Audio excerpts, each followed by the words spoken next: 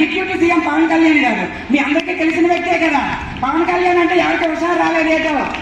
పవన్ కళ్యాణ్ గారు కూడా మనకు అన్ని విషయాల్లో చేదోడు వాదాడుగా ఉంటూ ఈ కూటమి ప్రభుత్వాన్ని ముందుకు నడిపిస్తున్నారు.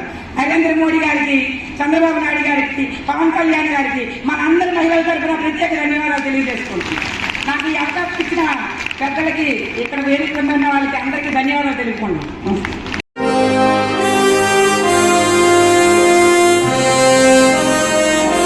ఒక్కసారి చెప్పడంతో ఆయనకు ఒకసారి ధన్యవాదాలు తెలియజేస్తాను.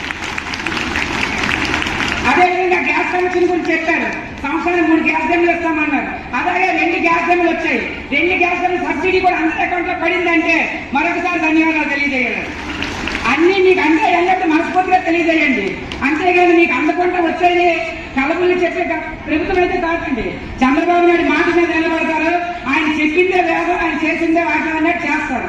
ఆ విధంగా మనం అందరం లబ్ధి పొందితేనే మనందరం ఆయన ప్రత్యేక ధన్యవాదాలు తెలుసుకుంటారు. అదేవిధంగా మన ప్రభుత్వానికి ఇక్కడ మన చీపురుపల్లి నియోజకవర్గానికి వచ్చేసరికి మన కళా వెంకటరావు గారు ఆయన చదువు జాడల్లో, మన సీఎం గారు అడుగు జాడల్లో ఆయన చెప్పిందే తూచా తప్పకుండా పాటిస్తూ మన ప్రజలందరికీ, అలాగే మన రామ్మల్లికి నాయుడు గారు కూడా ప్రతి విషయంలో మనకు అందుబాటులో ఉంటున్నారండి. ఎల్లవేళలా ఏ టైంలో మనకి ఏ విధంగా సహాయ సహకారాలు కావాలని అహర్నిశలు మన కోసమే పనిచేస్తున్నట్టు ప్రభుత్వ విధానాలు అందరినీ మనందరికీ తెలియజేస్తూ మనందరికీ చేతోడవాదుగా ఉంటున్నారండి. మనందరి తరఫున ప్రత్యేక ధన్యవాదాలు తెలియజేయాలని కోరుకుంటున్నాను.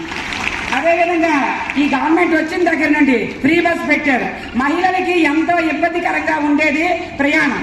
ఆ ప్రయాణం ఎంత సులభతరం చేశారో ఒకసారి ఆలోచన వినియోగించుకొని మీరందరూ కూడా లబ్ధి పొందినట్లయితే మరొకసారి మన గవర్నమెంట్ కి ధన్యవాదాలు తెలియజేస్తున్నాం.